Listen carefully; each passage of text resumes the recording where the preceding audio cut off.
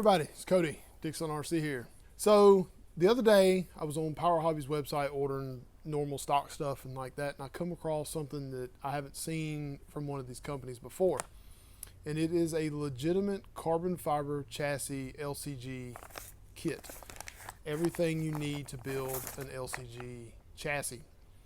The biggest kicker in this thing is it's under $60. It's $59.95 for this whole kit. And we're going to go over everything. I've opened it up and kind of glanced at everything. I haven't really done a full in-depth look at, but I'm going to look at everything fully in-depth with you guys at the same time so we can see what's going on in this kit. Now, a disclaimer on this kit, it is set up for axle mount servo. So you want to have some sort of way to set that up for now.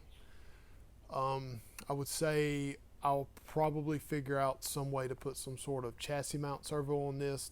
Until I get it built, I don't know if it's going to happen, but I've got some people in mind to maybe design me one that'll fit this chassis. So in case you want to build a LCG kit for less than $60, maybe plus a little bit, this is the plan. This is a great little kit. It's pretty cool. A lot of extra little things that normally don't come in your LCG chassis kit. Usually when you order a chassis kit, you get rails, and that's it. So I'm going to swing around here, check this out. I want you to see this. I want you to, I mean, it's pretty wild. This is available like it is, as a kit like it is. It's pretty crazy. Like, it's kind of unheard of, really, as far as for $60. I mean, really. So hang tight. We'll be back around in just a second. All right, so I'm going to figure out how to do this to where you'll be able to see everything. So let's pull out the rails first here. So one rail's in a package, one rail is not in a package, which is kind of weird. I don't know why they did that. We'll take that out and look at it. Now, this is full legit carbon fiber. I think it's 3 mil carbon fiber. Let's check it. We'll check it together. It is going to be legitimately 3 mil carbon fiber, so that's good. It has a 6-degree slope on the skid, which is pretty cool. This is set up for an SCX10 or SCX10-2. I did not mention that earlier. So theoretically, an element kit will work with this as well. But it does give you and when I say skid, when I say a degree in the skid, it keeps, instead of the skid being straight, it angles it like this. The idea is for rocks to slide over easier, is the idea behind it. So let's get out all the rest of the things. So the next package out. All right, so let's check out the first thing. So you get multiple pieces of hardware. You get spacers, you get nylon lock nuts. Pretty cool. It comes with little spacers for your shocks. You don't get that in anything. Here's a bag with just nylon or just aluminum spacers. The next one is going to be the body mount. So you get, excuse me, you get a battery strap. You get a bag with hardware and body clips. But this is the real kicker here. So it comes with aluminum body mounts threaded in. These are like the ones you get from K&K kind of deal. Pretty cool. But it also comes with aluminum body pins, or like the body post. The only problem I see is it is set up for like the old SCX style, the little weird oval look, and it only fits in one way. So they're pretty tight and they go in pretty good. So still, something you don't get with other kits is these body mounts. Now, I think you could probably take these body mounts and probably drill these out to make them straight, or a complete circle. That would be the way to fit. All other body mounts would be the other way. Now, the other thing that this thing comes with is 2 battery tray options. It comes with a 78 millimeter and a 70 millimeter. Each one of these, like the 78 millimeter is for a SCX10, the 70 millimeter is for the SCX10-2. I think I'm correct on that. But not only does it come with a carbon fiber battery tray, let's take out the 70 mil. The difference basically is the size of the spacers themselves, but it comes with a battery tray made of carbon fiber, still 3 mil, and it's designed to fit.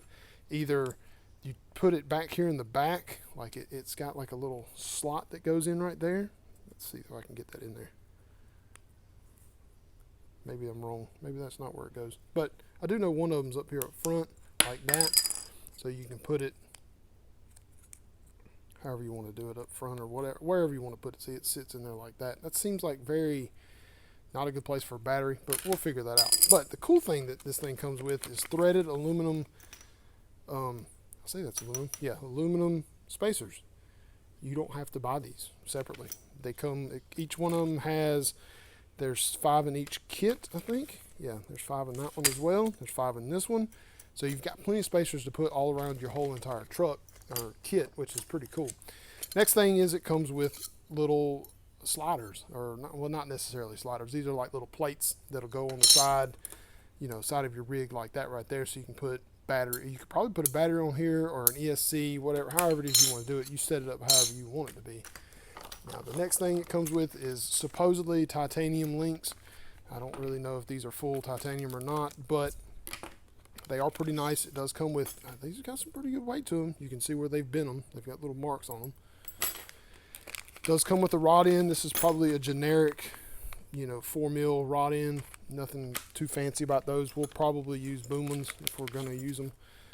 Comes with straights. These are for the rear. Now, this is where the weirdness comes in. So for the front links, it has 2 that are this weird, and it's for the idea is for it to be like this, so you get axle mount. That's kind of the idea.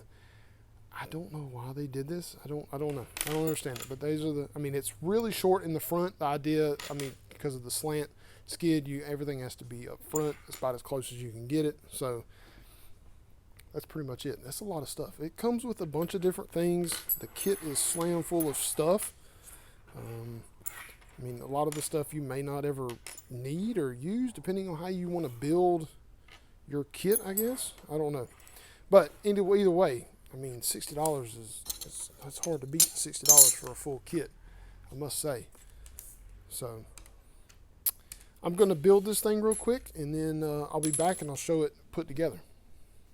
All right, I'm back. So I built this thing basic. I put just a basic 10-2 skid in it, and I was wrong. The 10-2 bracing is 78 millimeters. The SCX 10 is 70.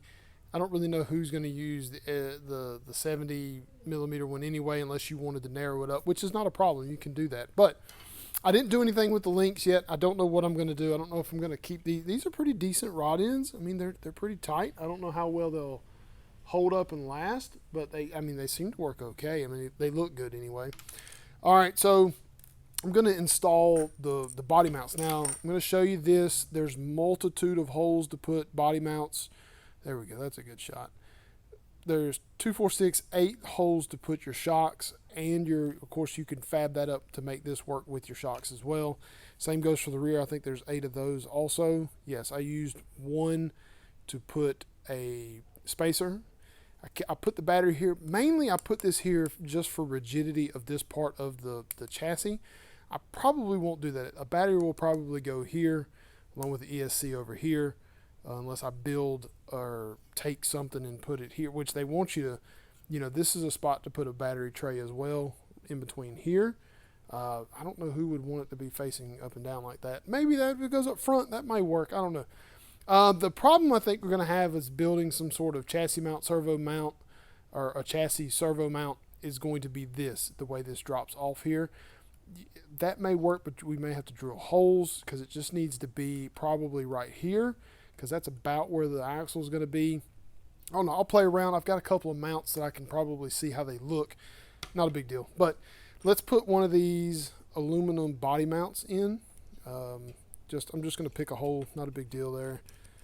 Screws in. Super nice. Super smooth. Tight. And then you've got basically a body mount. I mean, you can fit it however you want it to be. You know, that's straight up and down. You can cut that if you need to. That's going to be super nice. So I don't really know what I'm going to do with this thing just yet. I'm sure this is a copy of somebody's chassis rails. I don't know who. I haven't seen one that looks very similar to this one, but probably is. If it is, sorry. I don't know. You know, I don't know what to say, what to do. But this is going to be a great deal. I'm sure a lot of people are going to do this and love it and be able to utilize it properly. I don't really know. So $60, hard to beat. I'm out of stock. When this video releases, I'll be out of stock of them. I had a bunch of them and carried them to Haul and Crawl and sold every one of them while I was there. So they did not last. I'm ordering more within days of you seeing this video. So stay tuned, keep watching the site for them. I will have them listed soon. But like I say, it's just not bad. This thing doesn't weigh a whole bunch. When you put links, these links are a little heavy, so they'll probably add a little bit of weight, but I think it'll be a good chassis. We'll see. I'm going to build something. So thanks for watching, everybody, and we'll see you next time.